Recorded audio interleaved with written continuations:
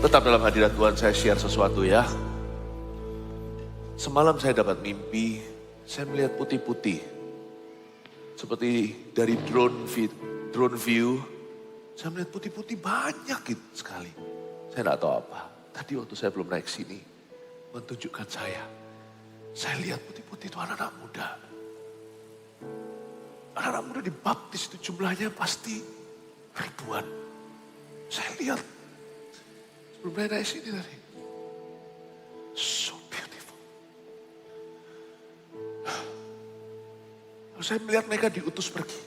Tepat sekali tadi di situ. Mana-mana mereka mendirikan gereja-gereja.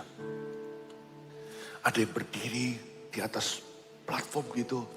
Dengarkan tuh ribuan orang. Nah, saya tidak kenal wajah anak-anak muda itu. Bukan anak muda yang saya kenal sekarang. Saya melihat mereka itu kemana-mana jadi misionaris. Hati saya getar naik ke sini. Saya rasa ini kairosnya anak-anak muda hari-hari ini, minggu ini. Saya rasa ini kairosnya orang-orang muda.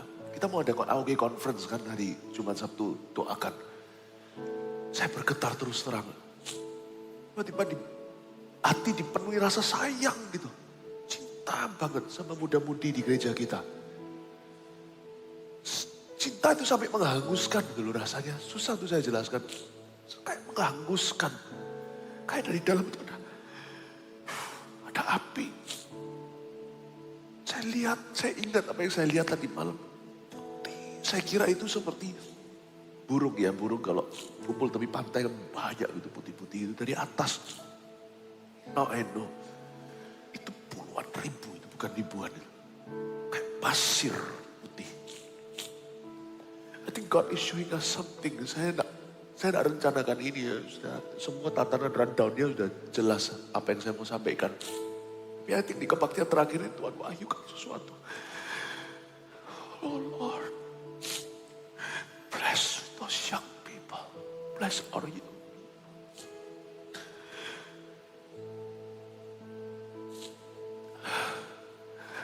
Turn them into thousands upon thousands.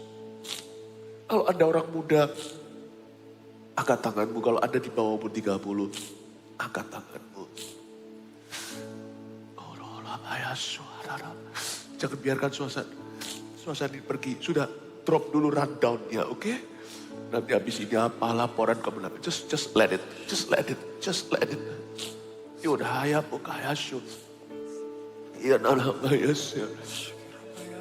Ina barokata kare nama Yesus. Nana nemboto kana nana. Dudu nana Yesus nana. Ina nama yukana eno nana nama Yesus. Sudi nama Yesus dia nana nama Yesus. Ina dodo dapat kaya Yesus. Ina dapat kaya Yesus. Saya rasa ada pengurapan Tuhan untuk orang-orang muda-mudi. Orang agama, kalau Anda di bawah umur 30, dan Anda berkata, pakailah aku, before 30 generation, maju aja dulu. Ayo maju ke depan sekarang, saya altar kau sekarang aja. Kalau Anda di bawah umur 30, just maju. Udah mayu, udah. Ini mau dikanu, duduk, ada ini apa, dihani. Ini lalu mau dihani, nama dia, sudah nanti ini apa. Gak apa-apa, ini ibadah terakhir. Ini ibadah terakhir. Dan udah mata kamar. Gua bayana ona yona Yesus dan nama tu kona ya nama. Surya ya nama Yesus. Gandeng tangan semua, gandeng tangan semua, gandeng tangan semua. Gandeng tangan semua. Saya minta asyir-asyir semua ke sini bantu ya di bagian belakang amankan kalau sampai ada orang-orang yang bijama Tuhan. Punya nama majuan ke sini orang makapayan toko nana mata kapayan. Let me say a prayer over you.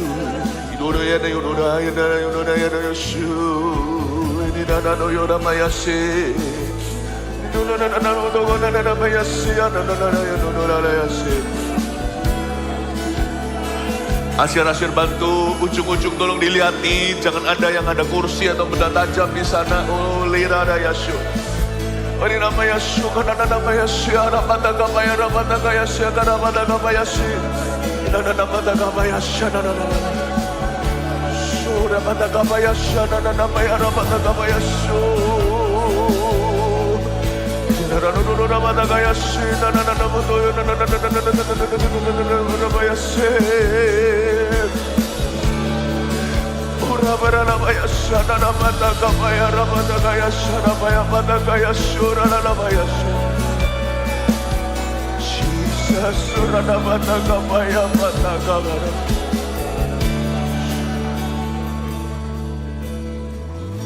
Angkat tanganmu. Sambil bergandengan tangan, please. Saya mau tumpang tangan. Ujung kiri dan ujung kanan, paling ujung pegang pundak teman. Jangan ada yang terputus. Saya rasa saya harus impartasikan sebuah pengurapan yang kalian tidak miliki. Lift up your hands on high. Papa mama dukung dalam doa. Putra putrimu sedang diurapi oleh Kristus.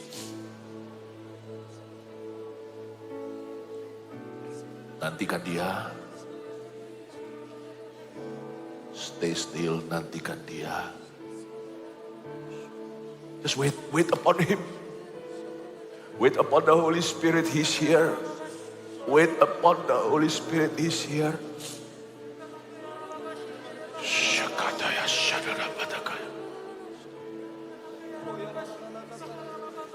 Terimalah pengurapan saudara-saudara. Terimalah pengurapan saudara-saudara. Berhembuslah Roh Kudus di tempat ini. Berhembuslah Roh Kudus di tempat ini.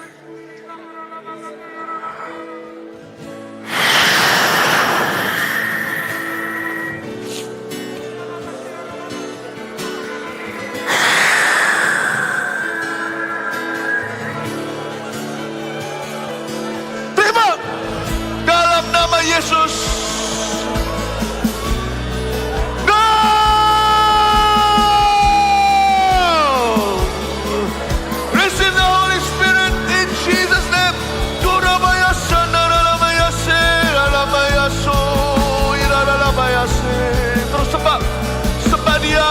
Sembah dia di dalam Roh Kudus, sembah dia. Oh, Ramaya Sande, Ramaya So, Ramaya So, Kira Ramaya Sande, Kira Ramaya So, Kira Ramaya Se, Kira Ramaya So, Ramaya Se, Kira Ramaya Sadara, Ramaya. Biar Roh Kudus terus melawat, biar Roh Kudus terus melawat. Ramaya Padagabaya Se. Haleluya. Iramara Lamaya Sandara Lamaya So. Ira Lamaya Se. Ira Lamaya Sandara Lamaya Se. Haleluya. Ira Lamaya Para Lamaya Sandara Lamaya. Haleluya.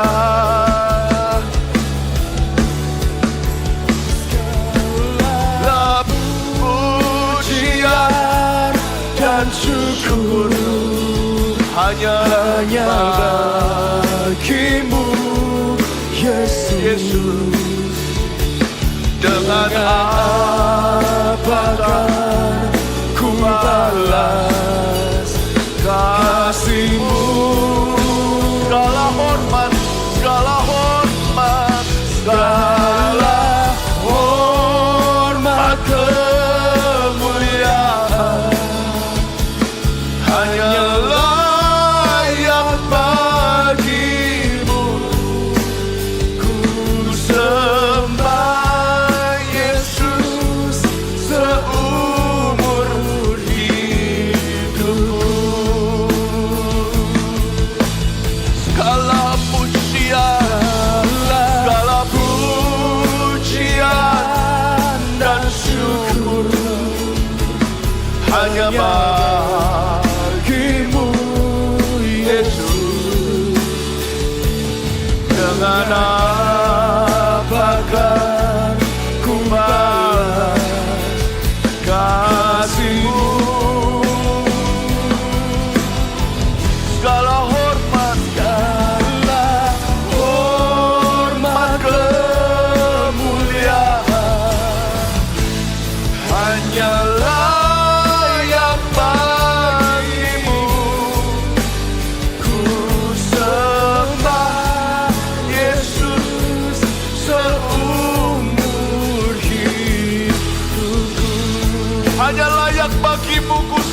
Yesus hanyalah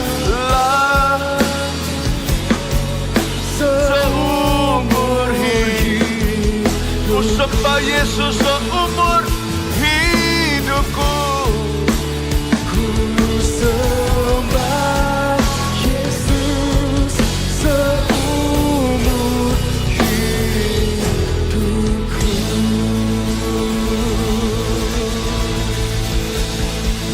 Terima kasih Kau memilih gereja ini untuk membesarkan anak-anak muda di tangan pahlawan.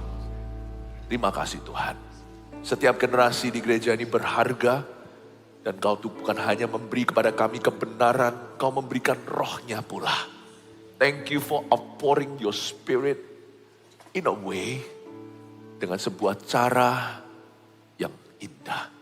Tuhan Yesus, sesuatu pindah. Kami tahu ada sesuatu pindah dari sini ke sana. Terima kasih untuk generasi muda ya Tuhan Yesus.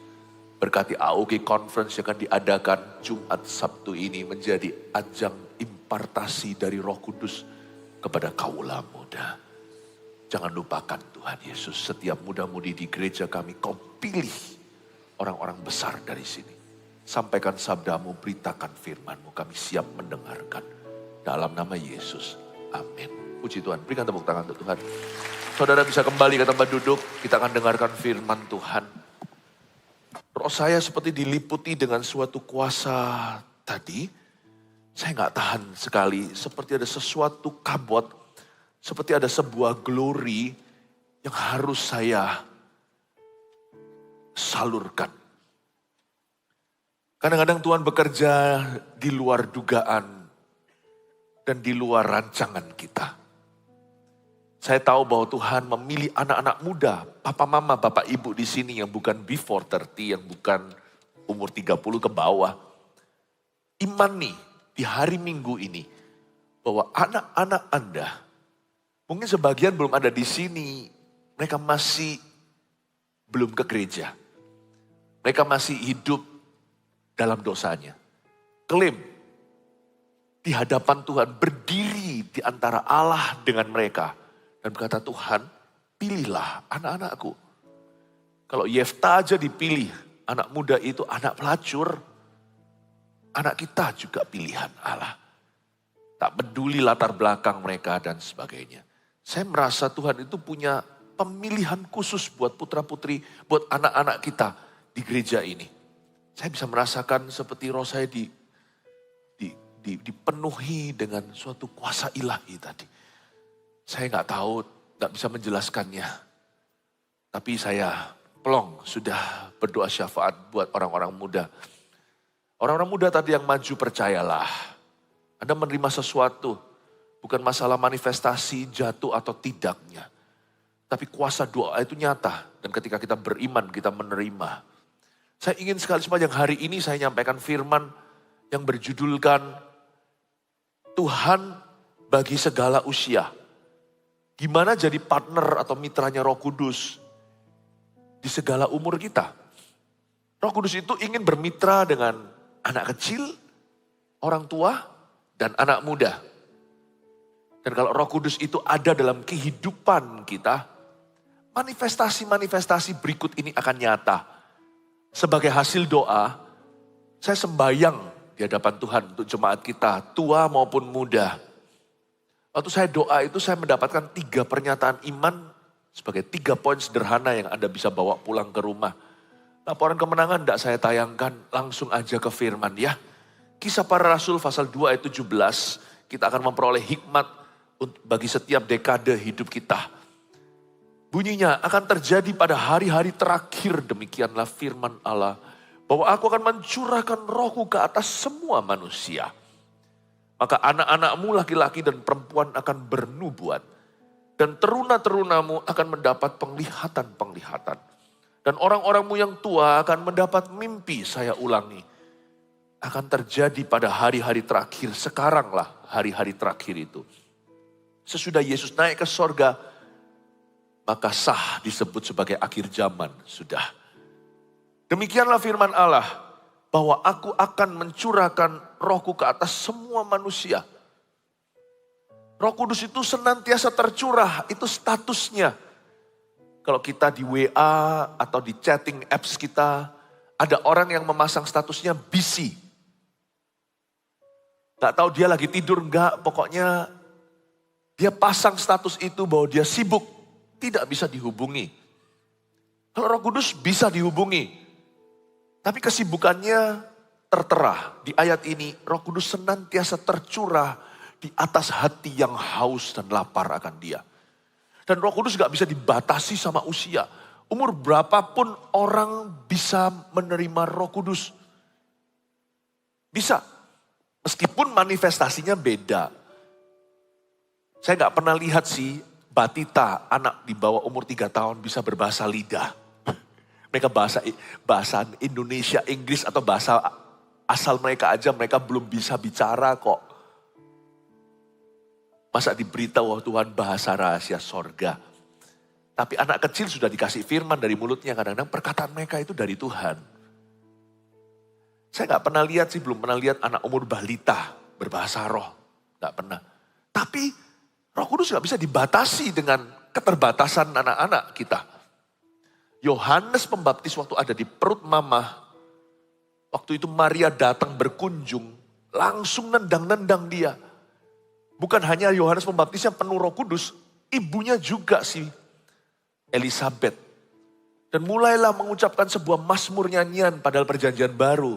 Itu bukan mazmur perjanjian lama. Dia memuja-muja wanita yang paling bahagia yaitu Maria yang mengandung Yesus Kristus. Alkitab mencatat, Alkitab ini firman Tuhan, Roh Kudus yang menuliskan lewat jari jemari hamba-hambanya.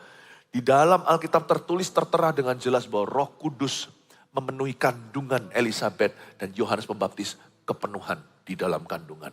Tapi Yohanes Pembaptis tidak berbahasa lidah, belum nih. Dia sudah, rahimnya itu penuh dengan hadirat Allah. Berarti Roh Kudus gak bisa dibatasi sekalipun manifestasinya belum sampai ke sana. Karena itu zaman sebelum Roh Kudus dicurahkan besar-besaran atau Pentakosta. Yohanes Pembaptis kan sebelum Yesus Tuhan. Tapi sekarang Roh Kudus dicurahkan. Saya percaya tanda baptisan Roh Kudus yang pertama itu adalah bahasa lidah. Lalu setelah itu keberanian, kemurnian, pewahyuan. Tapi bukan hanya sampai ke bahasa roh saja.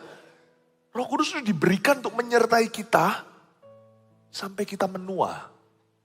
Dan Roh Kudus tidak ada tanggal kadaluarsa dan tidak ada tanggal produksinya, dia Alfa Omega. Jadi gak bisa kita itu batasi, anak kecil gak bisa ngalami roh Allah. Dan kita juga gak bisa berkata bahwa kita sudah terlalu tua.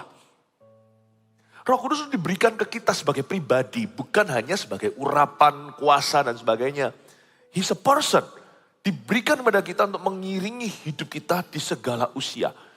Dia membantu kita menemukan hikmat di setiap dekade hidup kita.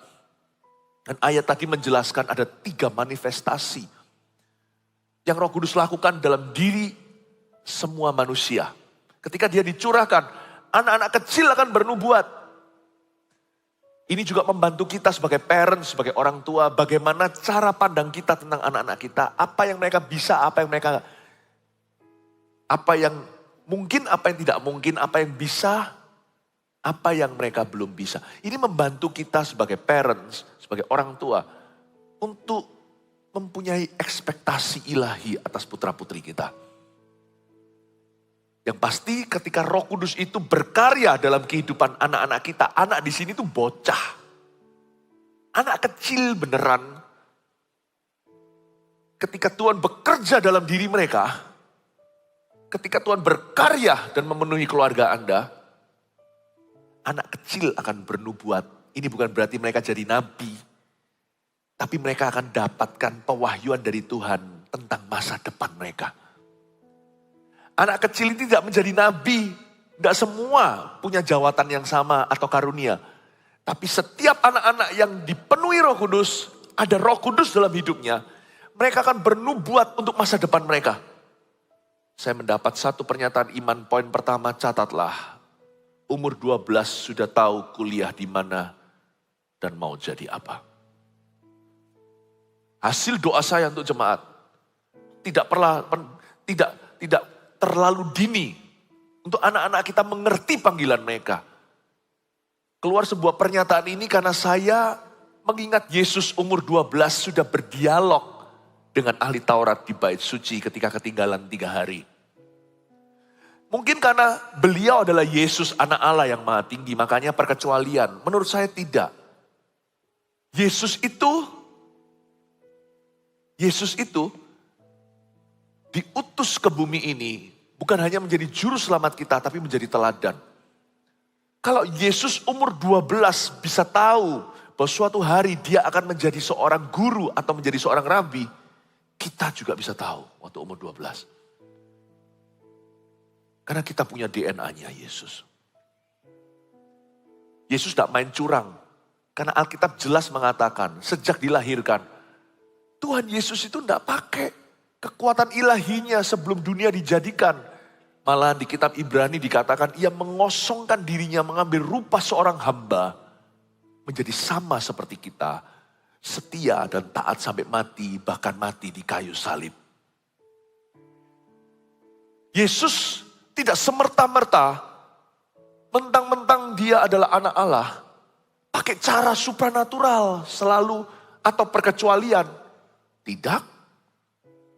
Ketika Yesus mau dibunuh oleh Herodes, Bapa berikan Yusuf mimpi, ayah pengasuhnya, untuk pergi sementara hengkang ke Mesir. Gak ada cerita bagaimana ada malaikat nampak di depan rumah, menghadang para tentara Herodes yang datang. Yesus pun melalui semua jalur hidup kita, supaya bisa menjadi juru selamat kita yang kekal. Berarti umur 12 kalau Yesus bisa, seperti ada sebuah pesan dalam firman bahwa umur 12 kita bisa tahu sesuatu. Samuel itu umur 6, mendengar suara Tuhan. Yusuf itu umur tidak sampai 17 dia dijual ke Potifar. Yusuf itu masih umur belasan sudah dapat mimpi bahwa suatu hari dia akan menjadi pemerintah dan kakak-kakaknya tunduk sama dia. Meskipun jalan hidupnya masih misteri, dia nggak tahu bahwa jalan ke situ melibatkan penjara dalam skenario hidupnya. Tapi Yusuf tahu. Yusuf tahu suatu hari dia akan jadi national leader. Dia tahu. Saya dorong Anda semuanya dalam mendidik anak papa mama dulu. Arahkan anakmu. Berdoa bersama-sama, berdialog. Jadilah jendela dunianya. Libatkan Roh Kudus dalam grooming putra-putrimu. Dan biarkan anak-anak kita itu sudah kenal Roh Allah sejak muda.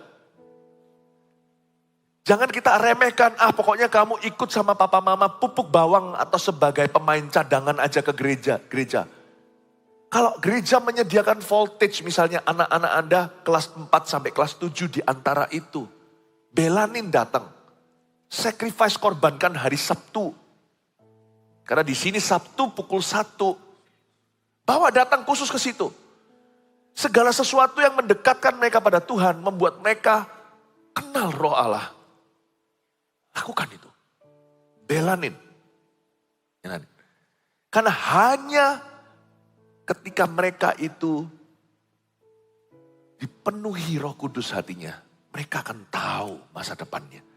Sebab anak-anakmu akan bernubuat. Saya dorong, dan kalau di sini ada anak-anak muda yang usianya belasan tahun, jangan sia-siakan kehidupan. Jangan kita itu punya spirit yang sama seperti orang dunia. Semuanya serba prediksi, polling. Orang dunia at best yang terbaik mereka hanya punya perencanaan. Dan seringkali perencanaan mereka tidak terjadi seperti yang direncanakan. Mereka punya perencanaan, mereka punya logika. Kita punya Roh Tuhan, kita punya iman. Kita punya sepasang kuping, yaitu telinga rohani untuk mendengarkan remanya. Pakai orang muda. Jangan pernah berkata, aku masih umur 17 atau 16. Saya yakin umur 12 saja kita bisa tahu kok kita mau jadi apa. Mengacu pada Yesus. Mengacu kepada Samuel. Mengacu pada Yusuf. Kita tahu. Masa Tuhan itu akan berlama-lama bocorkan sesuatu? Mungkin tidak bocor-bocor karena memang kita tidak bergaul karib dengan dia. Kalau kita bergaul karib dengan Tuhan, Tuhan akan memberitahukan perjanjian. Alkitab mengatakan begini, Tuhan memberitahukan perjanjiannya kepada barang siapa yang bergaul karib dengannya. Kalau kita baca Yeremia pasal pertama, kita akan mengerti bahwa sebelum kau ditenung di dalam kandungan ibumu, aku sudah memanggilmu dengan namamu. Dan aku telah menetapkanmu menjadi seorang nabi bagi bangsa-bangsa. Kepada siapa kau suruh pergi, jangan gentar sama mereka. Kalau kamu gentar, aku akan gentarkan kamu di depan mereka. Masa Tuhan itu akan menunggu sampai kita umur 28 baru berbicara. Tuhan menanti-nanti anak kecil untuk mencari wajahnya. Umur 12. Kita sudah bisa tahu sebenarnya. Janganlah turunkan standarnya ayah ibu. Kebaktian seharian ini saya nggak bisa ulangi ibadah sebelumnya. Semua khotbah saya saling melengkapi. Satu aja yang saya ulangi, simple aja. Tugas papa mama itu mengintai untuk mereka. Kita tidak memutuskan untuk mereka, hidup ya hidup mereka. Mereka harus hidupi. Tapi kita itu diberikan posisi inspirasi alias pengaruh. Sebelum mereka itu akil balik menjadi dewasa, kita tetap direktur utama hidup mereka. Kalau anak kita itu direktur yang masih diproses oleh Tuhan. Lain cerita kalau anak kita sudah dewasa, sudah lulus, sudah menikah gitu. Mereka direktur utama, papa mama direkturnya. Jadi kalau mereka datang ke kita itu, mereka itu tanyanya gini, apa saran papa mama? Jangan kita itu enforce atau memaksa. Kalau anak-anak udah dewasa, udah punya keluarga sendiri itu lebih baik ngomongnya begini, papa mama saran. Tapi waktu mereka kecil, papa mama perintahkan. Gak mungkin kan anak sudah menikah kita kasih curfew, kamu jam berapa harus pulang, kita hanya bisa kasih saran. Kalau mereka sudah punya rumah tangga sendiri. Masa mereka mau berlibur kemana, kamu belum izin sama mama papa. Gak mungkin kan, papa mama bisa worry. Pasti kamu ke situ, kayaknya sih kurang aman loh di sana itu. Banyak sekali kejahatan. Nanti ya posisi kita akan berbalik ketika mereka sudah akil balik. Atau sudah dewasa lah. Atau sudah apalagi sudah menikah. Kita bukan lagi direktur utama. Kita jadi direktur saja. Tapi sementara sekarang itu mereka belum direktur utama. Kalau Anda kasih dirut itu kursinya ke mereka. Diambil iblis malahan. Jangan. Orang tua terlalu dini percayakan direksi ke tangannya mereka. Sedangkan anak masih ingusan. Mereka masih belum punya pengalaman. Karena papa mama tidak arahkan. Tanpa visi liarlah rakyat. Tanpa penglihatan amburadullah teruna-terunamu di rumahmu. Orang tua harus kepenuhan Roh Kudus. Waktu Yohanes Pembaptis dipenuhi di dalam rahim itu. Yang kepenuhan pertama-tama mamanya. Every day parents should be filled with the Holy Spirit. Saya gak berani besarkan anak bersama dengan istri, dengan semua segudang teori, baca buku parenting, percuma, percayalah saya. Kalau mau membesarkan anak kita dengan cara benar, parents must be filled with the Holy Spirit. Ini saya sebut spirit-filled parenting. Karena Yesus berkata dengan jelas Yohanes 15, di luar aku kamu gak bisa berbuat apa-apa. Paling lu punya teori. Saya dorong orang tua, kalau Anda peduli anak Anda mesti harus penuh dengan Roh Kudus. Saya kira dulu kalau anak masih kecil, saya perlu Roh Kudus untuk besarkan mereka. Saya sadari anak saya belum ada yang menikah, tapi sudah mulai dewasa, satu mulai lulus, nanti sebentar lagi satu lulus. Semakin gede ya, semakin kompleks ternyata hidup manusia. Saya kira nanti setelah anak saya lebih dewasa, udah sekolah, udah lulus gitu, saya udah bebas. Udah gak ada tanggungan beban moral dan spiritual. Salah. Semakin anak itu dewasa, semakin saya harus kepenuhan. Karena dulu masalahnya sederhana, boleh gak makan permen? Sekarang masalahnya beda. Mana pasangan hidup dari Tuhan? Saya gak bisa tentukan. Namanya chemistry kan yang mereka yang alami. Tapi orang tua saya tahu bahwa kami as per today masih direktur utamanya mereka. Jangan jadi dirut yang bolos, Bapak Ibu. Itulah sebabnya banyak anak muda liar. Karena papa mamanya tidak ajar. Banyak orang muda teruna tidak itu liar karena tidak punya penglihatan. Without vision, your people perish. Alkitab berkata gitu, tanpa penglihatan, tanpa visi, liarlah rakyat. Bapak ibu saudara, anak kita umur 12 sudah bisa. Kalau belum telat nih, anaknya masih kecil, ayo rombak ekspektasi dan cara Anda menggiring putra-putri. Jangan paksakan kehendak. Di ibadah sebelum ini tadi saya jelaskan 2 kata Yunani. Saya nggak perlu jelaskan terlalu panjang nanti kalau saya ulang-ulang. Dengarkan sendiri. Ada beda 2 kata Yunani di 1 Yohanes yang saya cover tapi tidak di ibadah ini. Waktu disebut anak dan anak itu 2 level yang berbeda. Artinya, meskipun kita tidak bisa ambil keputusan untuk mereka, kita pengaruh terbesar dalam hidup mereka. Kalau kita tidak jalankan peran kita, setan akan. Dunia akan. Percayalah, someone will influence your son. If not you or your God. Kalau bukan Anda dan Tuhan Anda, somebody else will. Orang lain akan. Sebuah seruan dari gereja untuk orang tua berfungsi karena fungsional orang tua secara lahiriah tidak bisa tergantikan dengan hadirnya gereja. Gereja dan ortu itu saling melengkapi. Tidak bisa salah satu. Demikian pula gereja juga gak bisa diganti sih dengan keluarga bahagia. Just because Anda punya keluarga yang rohani, takut akan Allah, lalu gak butuh gereja. Keluargamu, itu bukan gereja. Bukan. Gereja itu sekelompok umat Allah yang dipersatukan oleh Roh Kudus yang di luar boundary atau di luar tembok keluargamu. Church is a separate entity, church is from above. Kalau gereja itu semua harus keluarga itu saja disebut gereja. Berarti tidak perlu besi menajamkan besi, manusia menajamkan manusia.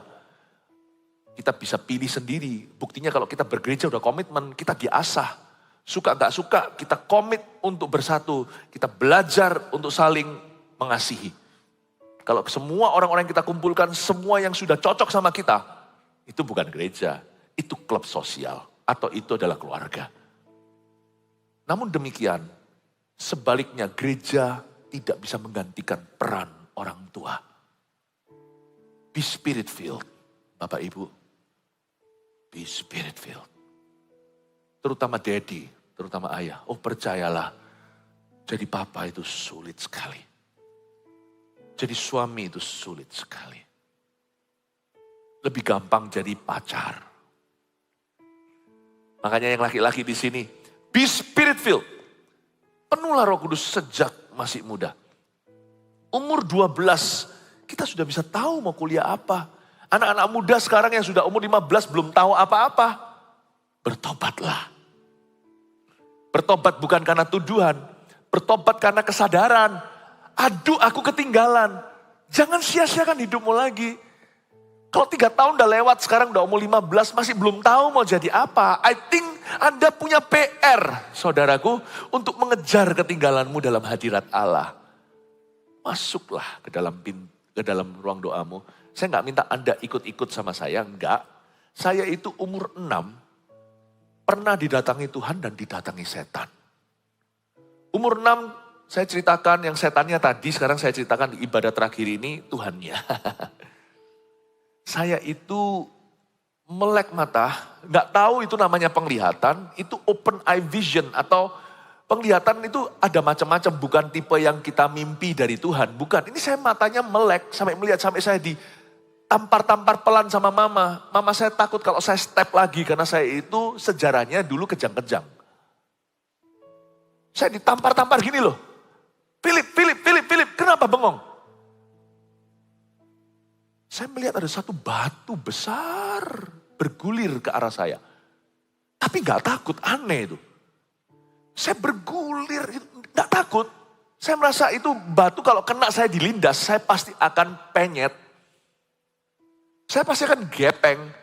Tapi gak mengerikan dia, malah justru saya antisipasi dan harapkan damai gitu di hati. Setelah saya ditampar-tampar gini sama mama pelan-pelan dipukul-pukul pipi, saya sadar hilang penglihatan itu, Tuhan tidak akan melawan seorang ibu. Keesokan harinya, sore-sore pulang sekolah dan les. Sorry, itu bukan umur 6, berarti umur lebih itu ya. Saya sebelum ke Taiwan. Umur berapa ya? Sorry, itu sesudah saya kembali dari Taiwan, jadi mungkin sudah umur 78. Saya pulang dari sekolah atau apa gitu ya, sekolah, les apa, saya pulang, itu saya baru ganti baju habis mandi, saya di lemari situ, saya stuck di lemari. Saya ingat kok, saya nangis. Tiba-tiba saya ingat penglihatan itu, saya nggak tahu itu namanya penglihatan, saya bilang itu TV. Lalu saya nangis di jemaat Tuhan, masih andukan begini loh. Saya nangis di jamaah, saya rasakan suatu hadirat, tapi saya nggak ngerti itu apa. Berikutnya jalan saya murtad sampai umur 18. Baru saya ketemu Yesus waktu saya sekolah SMA. Waktu saya sekolah SMA itu, saya kenal Yesus umur 18 tahun SMA 3. Saya baru sadar keterlambatan saya. Tuhan sebenarnya mau bicara sama saya sejak saya umur 8. Tapi karena tidak ada yang mengarahkan, apa boleh buat, gak usah salahkan orang lain. Keluarga saya pun belum rohani. Saya pendeta, saya ini bukan anak pendeta. Kita semua masih first generation Christian. Cuman mama saya aja yang generasi kesekian. Kita semua itu generasi pertama. Dan saya menyadari keterlambatan saya 10 tahun sudah. Saya masuk kamar saya. Hari-hari saya bertobat itu setelah ujian. Jadi saya sudah ada waktu-waktu masa-masa senggang liburan. Sebelum saya pulang ke Indonesia, biasanya setiap musim panas di sana, saya mesti pulang ke sini 2-3 bulan.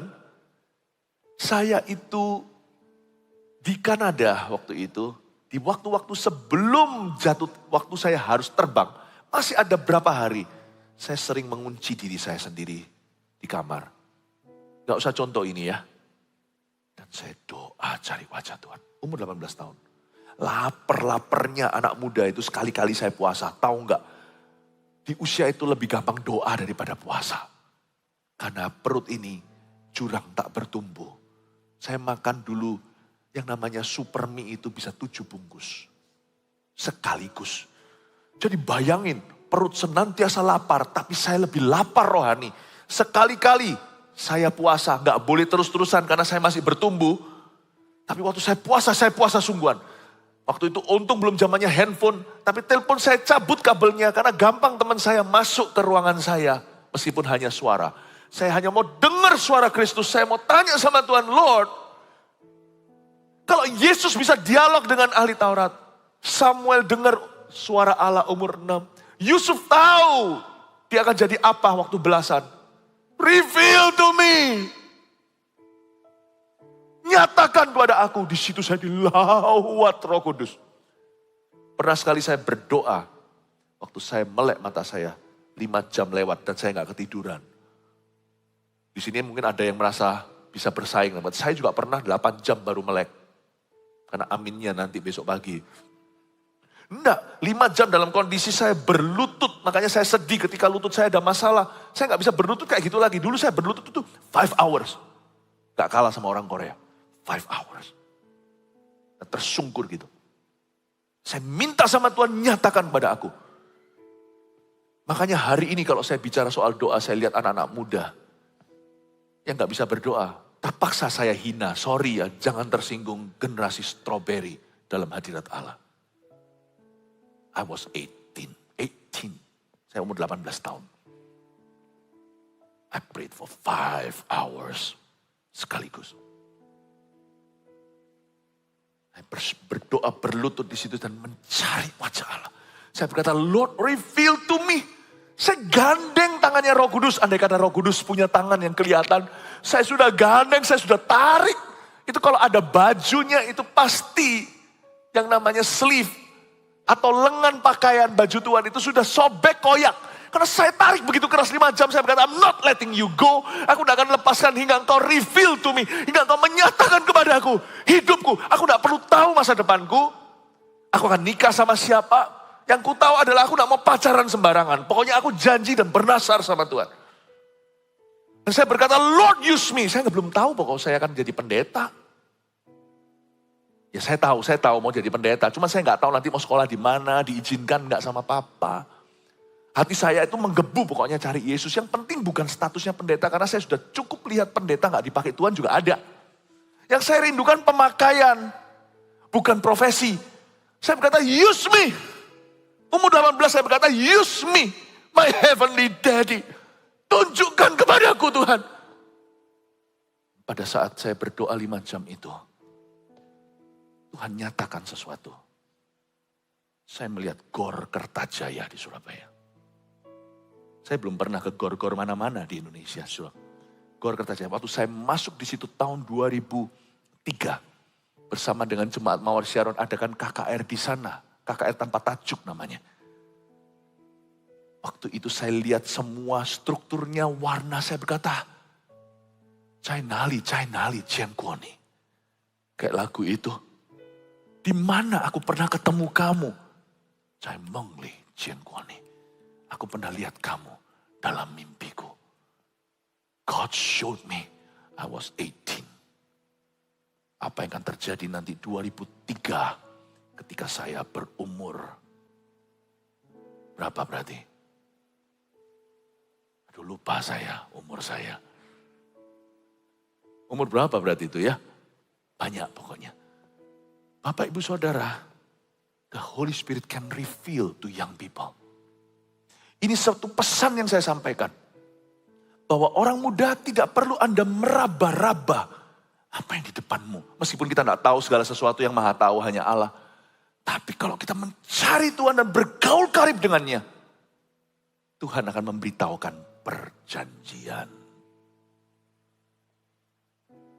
Amin Bapak Ibu. Saya kasih UMR-nya. Saya percaya. Ini memang tidak, ini poin pertama ini adalah sebuah pernyataan iman hasil doa ya. Firman saya sudah jelaskan, ini pernyataan iman sebagai tafsiran. Ini tafsiran bahasa lidahnya lah. Waktu saya berdoa, umur 12, you sudah bisa tahu. Mau kuliah apa? Paling tidak samar-samar udah tahu. Oke, dengan standar ini mari kita tolak ukur.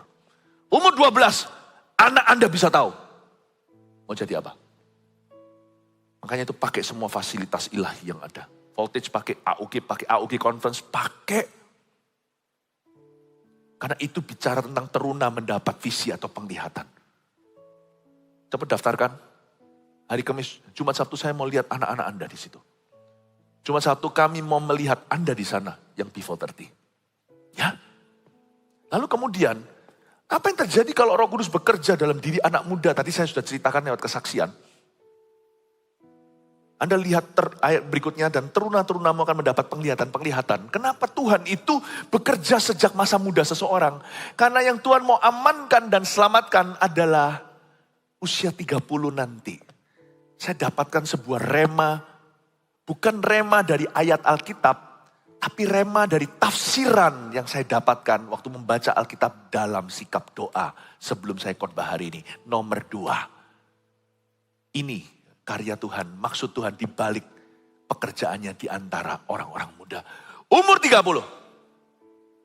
Sudah bisa memimpin dengan visi yang matang. Umur 30. Waktu kita menyerahkan masa muda kita, yang diperdebatkan antara Tuhan dan setan, antara kerajaan terang dan kuasa kegelapan adalah your 30 years of age.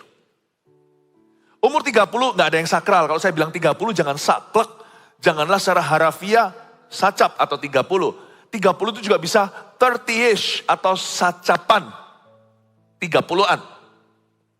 Tapi usia ini usia yang krusial. Usia yang sangat penting sekali. Karena di umur 30 biasanya the age of becoming. Usia menjadi. Biasanya kalau orang-orang dunia berkata, oh sudah jadi orang ya. Ini usia menjadi itu umur 30. Umur 30. Pada waktu umur 30 Yesus dirilis sebagai Mesias. Di-launching atau diluncurkan public ministry atau pelayanan publiknya. Yesus dinyatakan pada dunia pada waktu umur 30 pas. Waktu itu di sungai Yordan tampaklah langit terbuka. Ada suara berkata, inilah, disitulah Yesus punya pelayanan diluncurkan. Daud umur 30 jadi raja. 16 bunuh Goliat. Belasan tahun kemudian baru naik tahta. Umur 30 dia diurapi. He became king. 37,5 dia menjadi raja atas seluruh Israel. Karena 7,5 tahun dia memerintah di Hebron. Dia diurapi dulu di Hebron. Nanti dia diurapi oleh seluruh bangsa Israel sisanya. Dan dia memerintah selama 40 tahun. Yusuf, umur 17 masuk ke penjara gara-gara Potifar salahi. Umur 30 dia keluar sebagai Perdana Menteri. Kenapa banyak orang umur 30 sekarang bermasalah? Karena masa mudanya tidak sungguh-sungguh dengan Tuhan. 30 adalah the age of becoming. Tapi justru di umur 30 banyak orang mengalami pekerjaan setan yang gila-gilaan. Karena itu masa muda jangan dipakai untuk dugem. Jangan dipakai untuk clubbing. Kan Anda kejar kilometer 30 itu. Penting sekali. Saya ini ketinggalan. Kalah sama anak-anak AOG yang hari ini saya interview. Tadi salah satunya itu udah ikut AOG dari umur 11 coba. Ampun deh. Baru umur 19 tadi salah satu yang saya interview. Umur 19 udah bicara di hadapan ratusan ribu. Saya umur 18 baru bertobat, 19 masih bengong kok, masih MSD 1. Bayangin bedanya. Justru kalau kita tolak ukur dengan 30 itu, coba ukurlah defisitnya. Kalau kita umur 30 sekarang 27 baru sungguh-sungguh please. Jadikan 3 tahun ini seperti ministrinya Yesus. Yesus cuma butuh 3 tahun aja mengubah dunia, 3 tahun ini jangan main-main. Tapi, Philip, saya udah 29. 1 tahun ini biar jadi yobelmu. Sungguh-sungguh, oh Tuhan Yesus, kerinduan hatiku. Mutiara tak ternilai harta milikku. Keindahanmu memudarkan dunia. Di mataku engkau termulia. Udah nyanyilah itu. Hidupi itu Tuhan pudarkan seluruh dunia. 30 itu the age of becoming. Usia jadi, itu 30. Yusuf jadi Perdana Menteri. Di usia 30 itu harusnya kita mengalami, bukan berarti nggak mengalami masalah, jangan salah loh ya. Umur 30 bukan the age of problem free life atau kehidupan yang tidak ada masalah, bukan. Umur 30 juga bukanlah usia financial freedom atau yang digembar-gemborkan oleh dunia, kebebasan kemerdekaan finansial, gua jadi kaya raya, bukan. Umur 30 adalah umur di mana kestabilan mulai masuk dalam hidupmu dan kepemimpinan. Kepemimpinan itu beda-beda tiap orang, tapi Anda mulai bisa memimpin orang secara signifikan, itu di umur 30. Bukan hanya memimpin orang secara signifikan, Anda punya visi yang mapan. Visi yang kau bawa mati, dan visi yang akan kau wariskan. Umur 30 gak boleh baru cari jati diri. Nanti umur 40-nya ada krisis tengah baya. Biasanya suka pakai polos, sekarang pakai merah berbunga-bunga. Umur 45 kepingin istri muda. Ini masalahnya lifestyle penyakit ini. Ini bukan penyakit yang tiba-tiba di tengah-tengah jalan lalu orang itu menghilang. Enggak, itu ada oyot, ada akarnya. Kalau kita ikut Roh Kudus gak ada krisis masa setengah baya itu. Gak ada. Karena waktu saya sendiri secara pribadi bersaksi waktu saya sampai di umur 30 itu. Saya punya visi misalkan sibuk gereja. Ya itu yang saya akan hidupi sampai sekarang. Semoga tidak akan pernah keluar dari jalur doakan. Itu yang saya bawa mati nanti. Dan saya wariskan. Udah gak neko-neko. Udah after 30 itu. Bukan life begins at 40. To me life begin at 30. Udah mapan. Gak mencoba-coba. Sisanya dari 30 itu menyempurnakan urapanmu. Sehingga kita mengalami sejahtera dari Allah. Amin Bapak Ibu. Tapi umur 30 banyak orang malah hancur. Hubungannya juga gak mateng, gak kuat. Umur 30 baru mikir tentang bertobat. Waduh telat. Pastor Philip gimana dong ini? Saya ini gak relevan buat saya. Saya sekarang umur 33 nih. Saya baru aja bertobat tahun ini. Ya sudah umur 33. Kan bukan berarti kita itu kaku. harafiah, sajab. Kalau 33 ya jangan main-main lagi sampai 40 kan. Mari kita sungguh-sungguh bangun sesuatu yang kekal sifatnya. Menuju ke 40. Gak ada lah usia sakral itu gak ada sebenarnya. Ini semua adalah patokan iman. Umur 12 sudah bisa tahu mau kuliah apa. Ini biasanya juga saya jadikan patokan halusan untuk baptisan. Gereja kita menganut apa? Menganut baptisan karena pertobatan. Dengan metode apalagi apabila orang itu tidak berhalangan secara fisik. Misalkan kalau orang itu terbaring rumah sakit ya apa boleh buat. Kalau dia stroke atau dia terbaring sakit parah. Tapi kalau badannya memungkinkan dengan metode dicelupkan baptiso atau baptisan selam. Itu nggak usah ditawar. Baptisan itu biasanya yang dijadikan satu standar di gereja kita, SOP-nya itu kalau bisa umur 12. Itu pun gak tentu loh, baptisan itu bisa kebobolan loh. Umur puluhan yang sudah dewasa pun seperti Simon si penyihir, si Filipus waktu di Samaria itu kan kebobolan satu. Tapi bukan salah Filipus, orang itu tanda tangan. Mau usia berapa, pura-pura juga bisa. Tetapi alangkah baiknya ada batas lah. Baptis anak kecil umur 5 tidak kita lakukan. Umur 6 tidak kita lakukan, 7 pun 8. Perkecualian betul anak saya ada yang umur 9 dibaptiskan karena mereka ngalami Tuhan.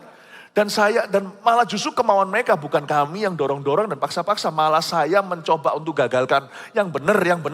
Tapi dia alami Tuhan dan hari ini kelihatan waktu sudah mulai dewasa buah-buah rohnya nyata. Pertobatannya sejati. Masih bisa salah, anak kecil kok gak pernah salah itu namanya malaikat. Tapi umur 9, tapi biasanya kami patokkan di umur 12. Ya 11, 12, 13 gitu. Kecuali kalau yang di bawah itu case per case lihat pertobatannya yang pasti enggak umur 5, 6, 7, 8, enggak ngerti itu. Jadi ini jangan dijadikan patokan kaku. Karena ini bukan logos, firman tertulis.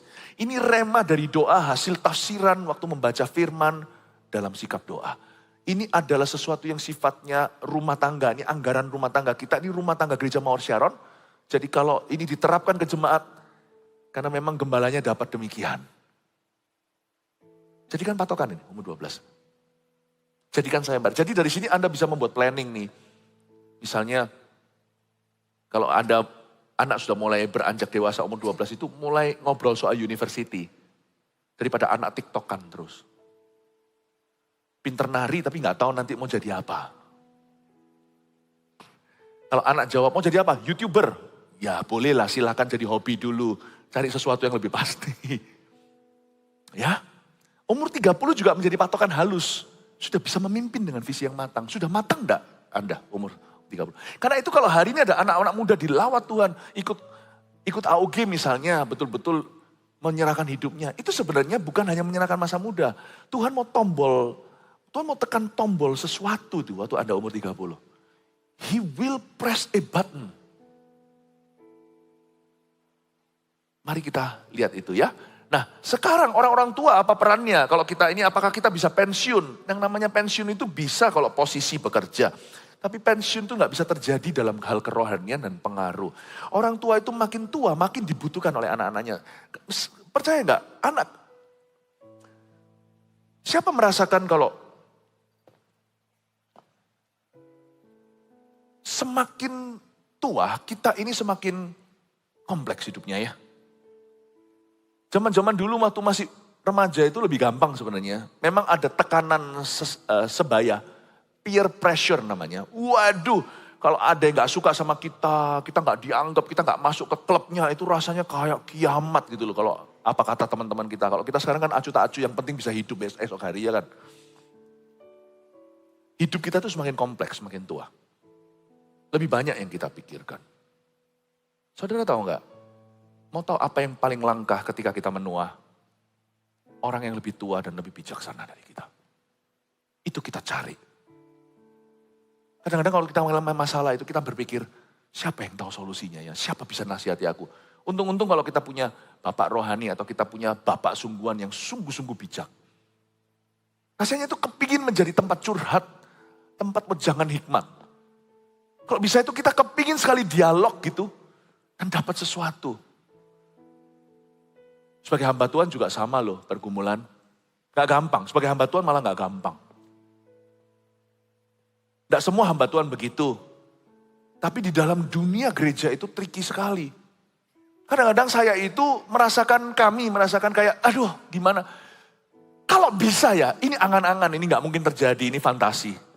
Kalau bisa saya punya waktu setengah jam sama Paulus, Rasul Paulus. Saya mau tanya, sudah saya beberkan pertanyaan. Gak mungkin kan dia sudah mati. Atau Rasul Petrus gitu. Pengen deh. Pengen ngomong sama Timotius. Tim. Pak Tim. Anda kok bisa takut-takut malu? Pernah gak ngerasa ya mau khotbah gitu rasa bergetar. Khotbah lalu khotbahnya jelek itu rasa gimana? Hatinya rasanya gak maksimal. Pernah gak? I really want to hear from you. But they're dead. I cannot ask my spiritual children. Because they can't take comfort from me. Saya gak bisa tanya sama anak-anak rohani saya. Karena mereka saya hiburkan. Kadang-kadang kepingin ya, yang lebih tua dan lebih bijaksana, yang tidak punya agenda tersembunyi sama kita, yang tidak akan kianati, tidak akan cerita-ceritakan masalah kita kalau kita konseling sama dia, yang tidak punya persaingan dengan kita. Orang sukses, saya nggak ngomong saya sukses ya, tapi saya hanya bilang orang sukses, bukan saya nih. Orang sukses itu punya loneliness sendiri. Di dalam food chain atau di dalam mata rantai, seperti hukum rimba, orang yang paling atas itu paling lonely. Dan dia turn to who? Misalkan, siapa gitu. Masa mungkin ngomong sama orang sebidang? Iya kalau tulus, gak semua orang tulus seperti Yesus. Kalau ngomong sama orang sebidang, malah justru dimanfaatkan gimana? Susah. Kadang-kadang kalau kita pikir ya, andai kata ada satu orang muda ada banyak. Andai kata ku temukan satu orang yang bijaksana.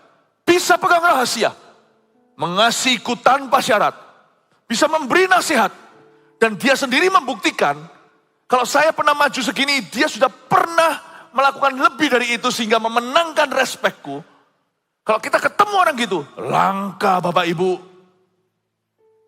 Itu yang disebut orang tua yang mendapat mimpi. Dia bisa menafsirkan mimpi baik, mimpi burukmu. Dia sendiri punya mimpi dan dia tahu sebelum Anda beriman, dia sudah lihat potensimu. Dia punya mimpi dalam hidupmu. Dan dia punya mimpi itu inspirasi, visi atau penglihatan pada teruna. Tahukah apa yang paling langka?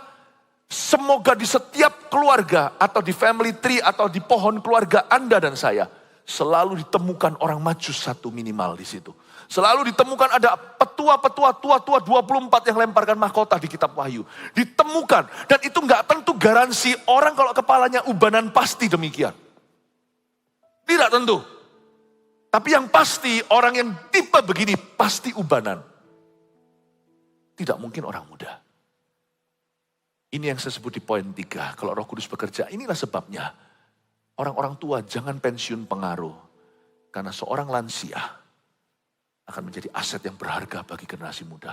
Langka seperti emas tua. It's very expensive. Emas sih 1 gram tetap 1 gram. Harganya tetap sama. Tapi tahukah Anda ada emas tua. Misalkan peninggalan di piramida. Itu nggak bisa, Anda lebur ya per gramnya segitu. Tapi desainnya itu dan nilai histori dan sejarahnya. Itu kalau dijual nggak per gram sekian. Itu ada added value-nya. Added value-nya itu melebihi per kilonya. Itu namanya emas bersejarah. Itu benda mati. Misalkan kalau Anda punya nenek makco atau apa ini, buyut. Lalu dia punya peninggalan emas. Emasnya itu perhiasan dengan model-modelnya yang sudah nggak diproduksi lagi begitu. Apalagi kerajinan tangan. Dan itu dulu diturunkan dari neneknya, atasnya jangan dijual. Jangan dijual. Karena itu nilainya bukan per gram. Lansia yang berjalan sama Yesus tahunan, bayar harga bersama dengan Tuhan. Itu dicari oleh orang-orang muda. Muda itu nggak tentu muda-mudi. Orang-orang yang belum jalan selama dia. Itu yang disebut orang yang berpengalaman. Mana cari itu orang? Semoga setiap pohon keluarga ada satu. Semoga di setiap gereja ada beberapa. Semoga setiap gembala, setiap kepala keluarga demikian rupa. Makanya kita nggak bisa pensiun. Ikut Tuhan. Makin tua mungkin kita nggak turun tangan sendiri. Daud dulu pergi perang, tapi ada satu waktu Daud nggak turun tangan. Yang perang sudah bawa-bawa tuh. Gara-gara Daud itu bunuh satu Goliat ya. Coba Anda baca. Coba Anda baca di dalam biografinya di Alkitab. Orang-orangnya dia termasuk kemenakannya sendiri. Daud bunuh satu kan Goliat. Tahu nggak? Tentaranya dia, tentara khususnya. Siapa-siapa bunuh 4 Goliat. Dulurnya atau saudaranya. Yang satu tangannya itu jarinya 12. 6 bisa pegang. Nggak tahu gimana caranya itu berarti tangannya lebih tangkas lah. Itu dibunuh oleh orang Daud. Daud nggak turun tangan sendiri. Dia bunuh satu Goliat, kasih contoh. 4 sisanya kalian bunuhlah. Dia punya orang namanya Benayah. Stagnan di dalam sebuah lubang salju. Lawan singa. Ini bukan singa biasa. Singa Yehuda. Singa-singa zaman itu singa gede-gede yang punah. Ini bukan singa yang sekarang di Afrika. Ini kecil-kecil. Meskipun singa pejantan. Itu Benayah dengan tangan kosong cabik tuh singa. Siapa bilang Simpson satu-satunya yang bisa lakukan itu. Daud gak turun tangan sendiri. Tapi Daud menjadi begitu berharga. Pernah sekali dia turun tangan hampir terbunuh oleh satu raksasa. Yoab bunuh raksasa itu dan mohon sama raja. Please jangan turun tangan kayak gini lagi. Gak apa-apa peranmu beda. Jangan sampai kau terbunuh Baginda. Kalau kami terbunuh pahlawan bisa ganti. Kalau Anda itu pelita harapannya Israel. Kalau Anda mati kosong tuh kepemimpinan. Listen ya, peranmu bisa berbeda. Tapi vitalitas imanmu tidak boleh berkurang. Ikut Roh Kudus gak boleh sampai setengah 3/4 jalan. Ikut Roh Kudus itu lifetime sampai mati. Elisa itu vitalitas rohaninya sampai di kuburan. Bukan berarti tulang kita akan membangkitkan. Kalau itu musibah sih. Tulang dia itu di apa? Kuburannya itu dieksploitasi, dibuka paksa. Dibuka paksa, dilempar untuk titip sebentar, nanti diambil ternyata di dalam itu tulangnya Elisa. Dilempar ke sana, boom, mayatnya bangkit. Itu bukan kesengajaan. Malah justru itu kejahatan. Kok bongkar kuburan orang itu loh. Bagaimana jika nanti ini masanya Qingping lalu habis itu bongkar-bongkar yuk kuburan orang. Nggak boleh kan? Nggak boleh. Bapak ibu saudara, tapi vitalitas rohaninya Elisa sampai ranjang kematiannya. Anda baca. Dia memberkati raja. Raja itu datang konsultasi. Dia mungkin tidak bisa melayani one on one lagi seluruh bangsa seperti dulu. Janda, kapak, tibul mengapung. Lalu habis itu menyehatkan air. Lalu perang terjadi di Samaria. Dia butakan semuanya. Lalu habis itu dia ajak semuanya makan. Lalu dikirim kembali. Gak berani lagi musuh apa-apain Israel setelah itu. Dia udah gak gitu. He was no longer a man of action. But he was a man of God. Nonetheless, till the end of his life. Dia bukan lagi manusia beraksi, tapi dia menjadi manusia Allah tetap sampai pada akhirnya orangnya Tuhan. Di ranjang kematiannya, dia tidak one on one, raja datang. Dia kasih nasihat, raja datang. Langkah, itu raja beruntung loh.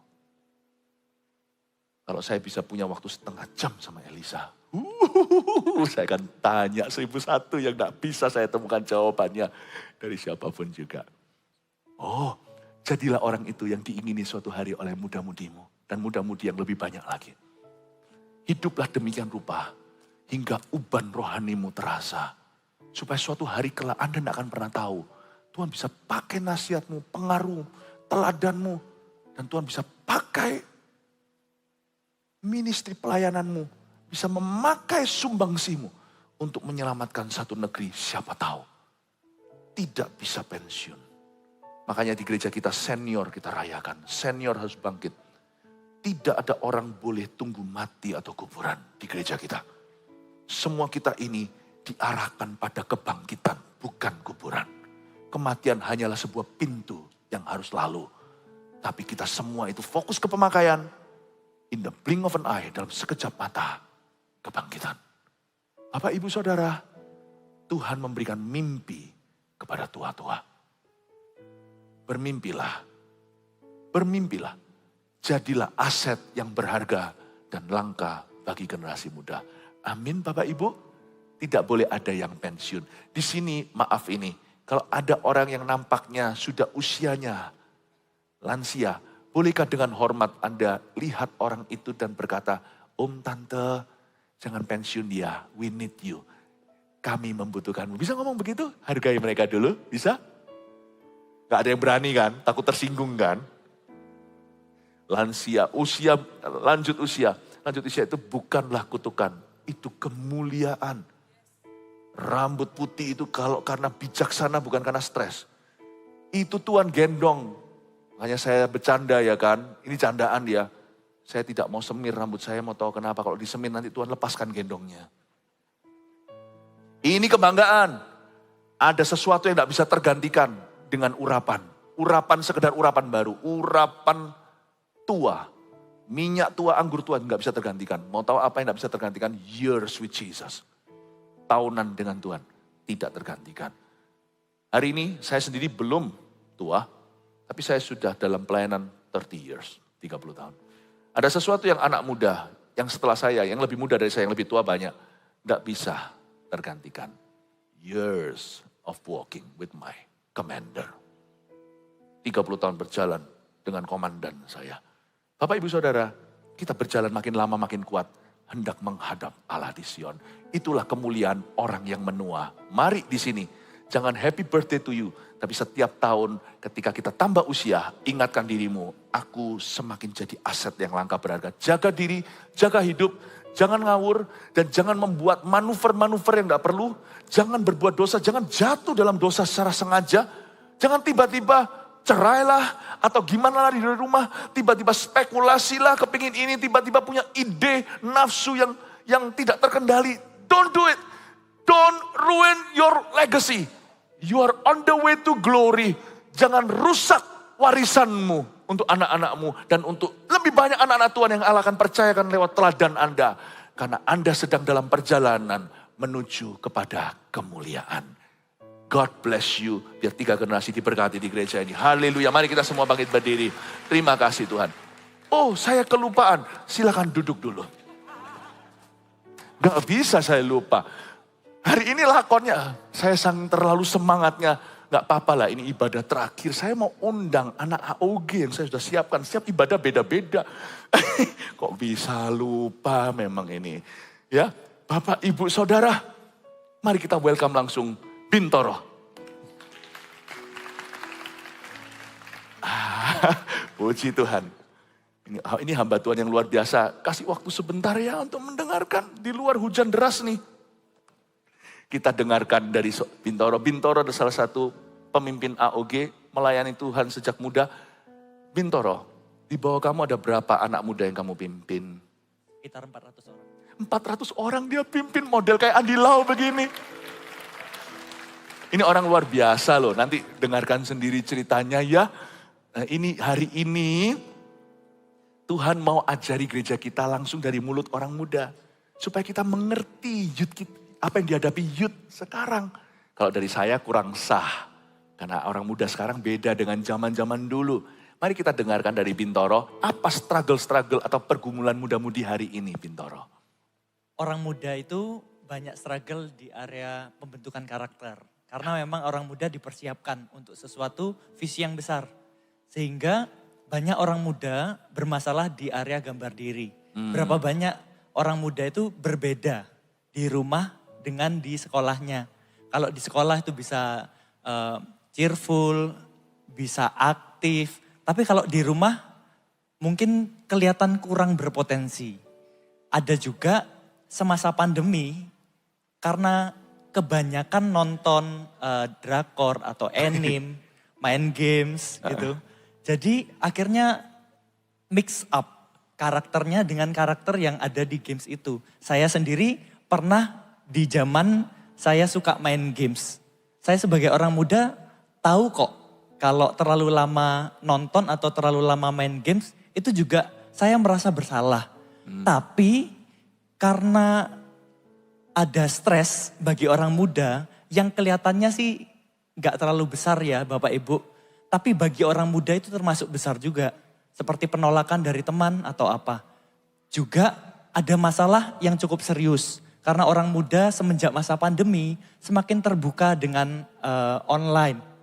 Sekolah pun online, belajar pun online. Dan banyak sponsor-sponsor yang memang sengaja dunia mentargetkan orang muda. Contohnya pornografi. Pornografi itu banyak merusak orang muda. Sehingga orang-orang muda sekarang ada yang bingung dengan identitas sebagai pria atau wanita.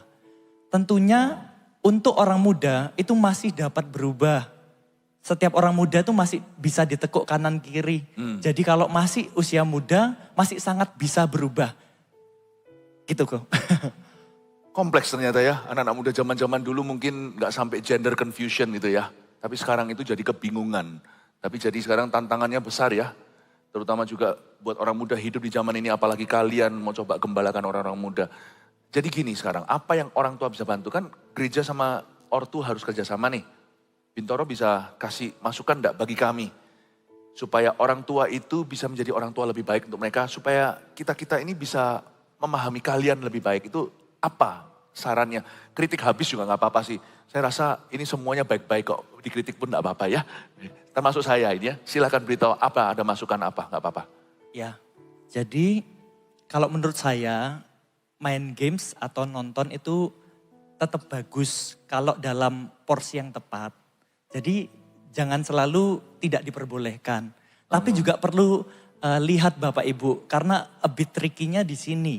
Ketika kita lihat orang muda di depan laptop, itu kita belum harus cari tahu dulu. Mereka tuh habis waktunya lama di mana.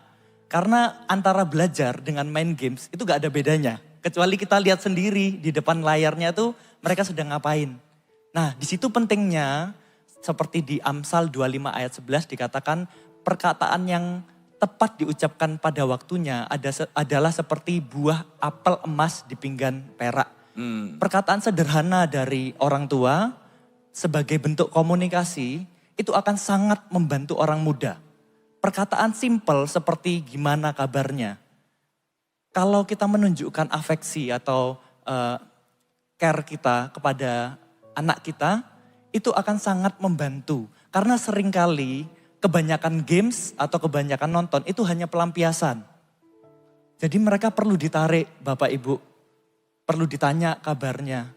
Ada juga waktu-waktu yang bisa disebut momen emas, di mana kita tuh perlu hadir.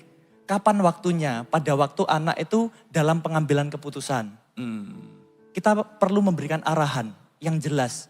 Memberikan pendapat kita sebagai orang yang lebih berpengalaman, umur-umurnya juga sudah lebih panjang.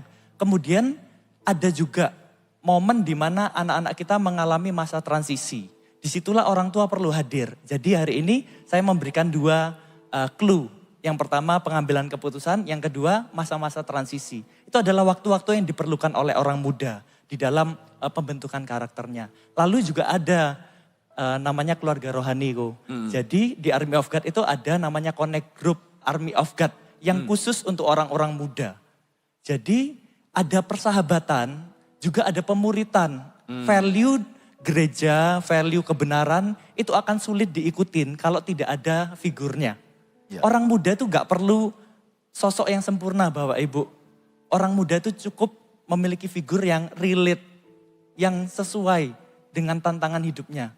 Jadi ada peran di mana gereja bisa berikan kepada anak Bapak Ibu Saudara, tetapi tidak dapat menggantikan peran Bapak dan Ibu sebagai orang tua mereka yang pastinya akan sangat berarti kalau Bapak Ibu mengambil peran itu bangkit, karena saya percaya melalui peran Bapak Ibu akan sangat mengarahkan orang muda itu mendapatkan visi Tuhan. Tapi bukan hanya memberikan arahan atau tuntunan berdasarkan pengalaman.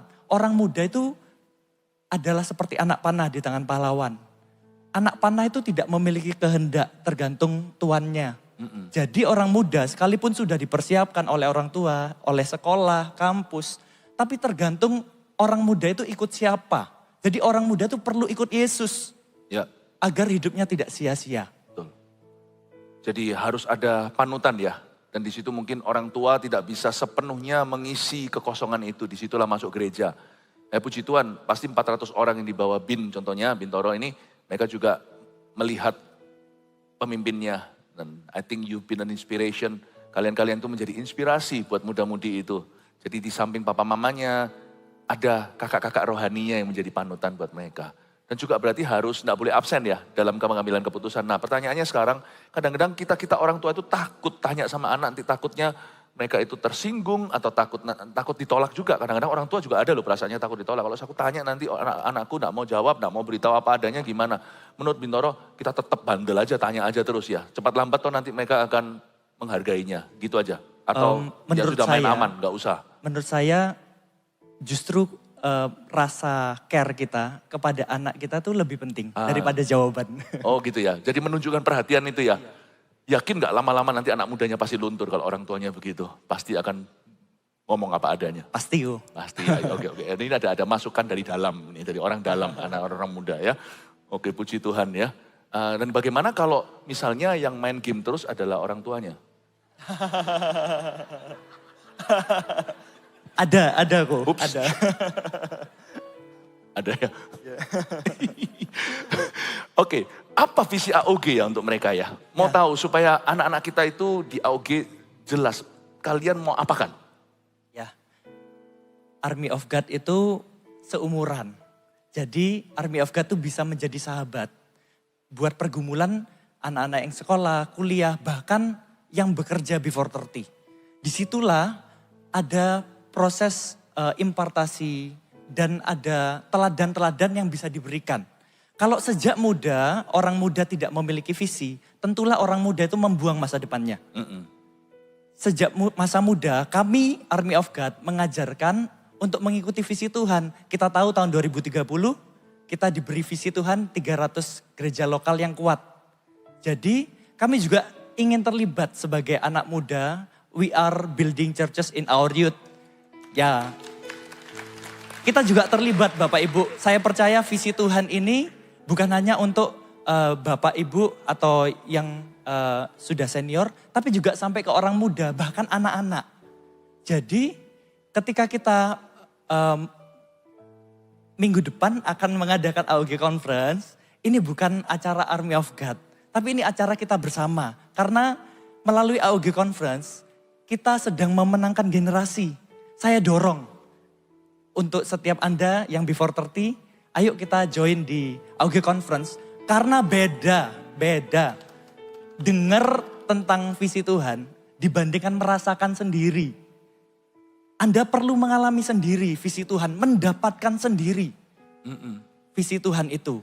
Jadi saya percaya juga Bapak Ibu kalau punya anak, Bapak Ibu juga excited untuk mendaftarkan AOG Conference. Jadi belum terlambat untuk mendaftarkan anak Bapak Ibu.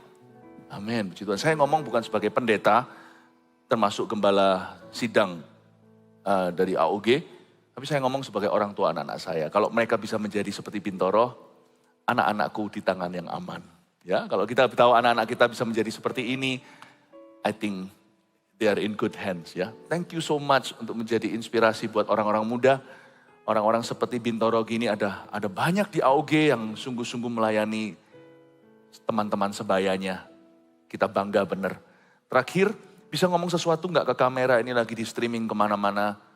Berikan sebuah wejangan dari anak muda untuk kami, gereja. Barang siapa bertelinga, hendaklah ia mendengar apa yang Roh Kudus hendak katakan kepada jemaat. Hari ini Tuhan akan tidak bicara hanya melalui mulut saya, tapi melalui mulut seorang anak muda, mengedukasi kita untuk kita mengerti apa yang dihadapi youth hari ini dan bagaimana kita berdoa untuk muda-muda kita. Bisa ucapan sesuatu? Atau kamera yang di mana salah satu? Ya. Saya sudah di Army of God selama 11 tahun. Sudah berganti-ganti pemimpin cukup banyak. 11 tahun? Iya, 11 tahun. Dan saya selalu merasakan bahwa ada kasih yang sengaja menuntun kehidupan saya, sehingga yang awalnya dulu gambar diri belum utuh, sampai akhirnya hari ini kalau saya dipercayakan menjadi pemimpin, itu artinya banyak sekali dari Bapak Ibu Saudara, Koko Cece, yang sudah berdiri berjuang untuk keselamatan kami Army of God. Hari ini saya mewakili Army of God berterima kasih kepada Bapak Ibu Saudara very sweet. karena sudah memperjuangkan generasi kami. Oleh karena itu, percayakanlah generasi anak Bapak Ibu kepada kami. Sebagaimana Bapak Ibu sudah memperjuangkan generasi kami tidak akan sia-siakan. Kami akan jadikan setiap orang muda menjadi pemimpin karena setiap orang muda memiliki potensi. Haleluya, wow. Cuma bisa bagian berdiri. Saya minta terakhir lagi. Ya. Doakan kami. Gak keberatan ya jemaat. Kita minta orang muda doakan kita. Mewakili anak-anak muda di gereja kita. Bahkan banyak anak-anak muda di luar sana. Doakan kami golongan orang tua ini untuk bisa memahami kalian lebih baik. Supaya kami bisa menjadi berkat. Supaya kami bisa menjadi aset dalam kehidupan kalian. I need you to pray for us, mewakili semua muda-mudi di gereja ini.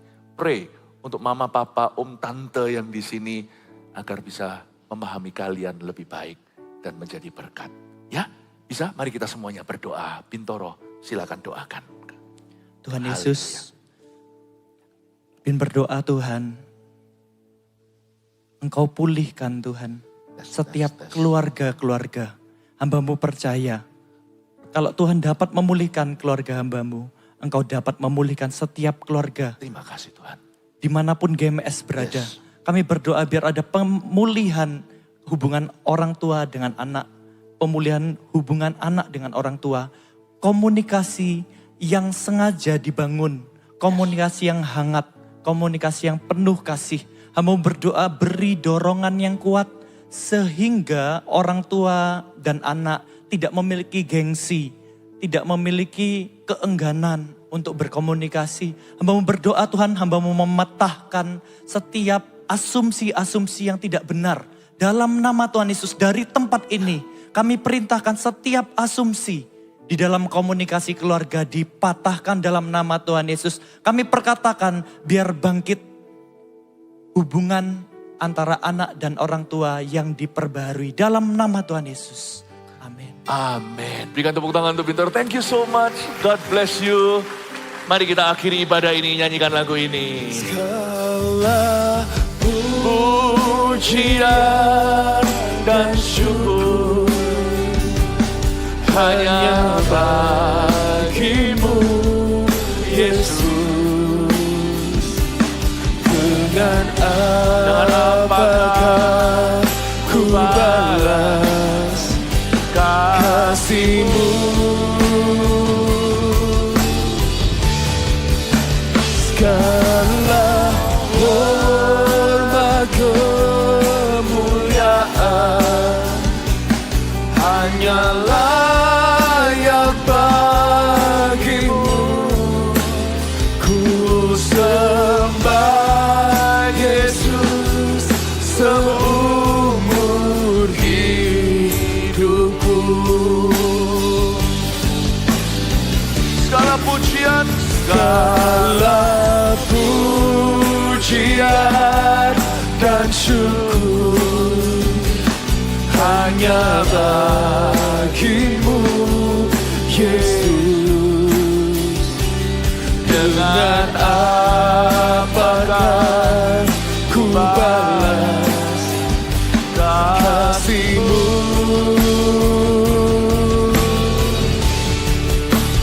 Segala hormat kemuliaan hanya layak bagimu.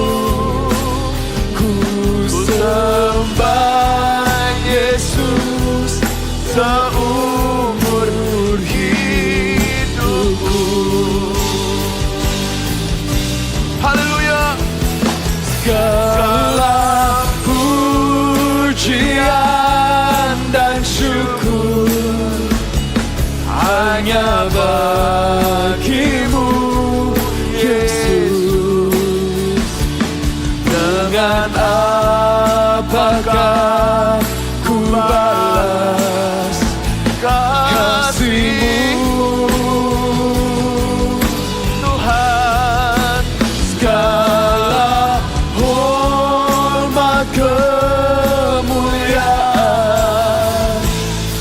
hanya layak bagimu. Ku sembah Yesus seumur hidupku. Ku sembah Yesus seumur hidupku. Ku sembah Yesus seumur hidupku. Ku sembah Kau Tuhan. Ku sembah Yesus